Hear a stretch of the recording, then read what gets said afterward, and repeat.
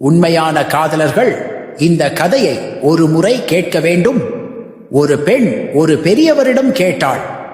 காதலின் உண்மை நிலை என்னவென்று அதற்கு பெரியவர் சொன்னார். தோட்டத்தில் நீ போய் ஒரு அழகான பூவை எடுத்து வா என்றார்.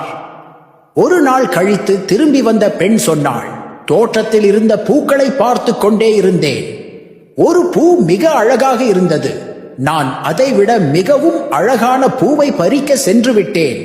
ஆனால் அதைவிட எதுவும் எனக்கு சிறந்ததாக தோணவில்லை. திரும்பி வந்து பார்த்தபோது அந்த பூவை யாரோ பறித்து விட்டார்கள் என்று இதை கேட்டதும் முதியவர் சொன்னார், இதுதான் காதலின் உண்மை நிலை. நமக்கு முன்னுக்கு பக்கத்தில் இருக்கும்போது நாம் அதனை மதிப்பதில்லை. கவனிக்காமல் சென்று விடுகிறோம். திரும்பி வந்து பார்க்கும்போது அது மற்றவரால் எடுத்துக்கொள்ளப்படுகிறது. சிலர் சிறந்ததை தேடியிருப்பதையும் இழந்து விடுகிறார்கள். அழகை பணம் கொடுத்து உருவாக்கலாம், ஆனால் உண்மையான இதயம் மீண்டும் கிடைக்காது.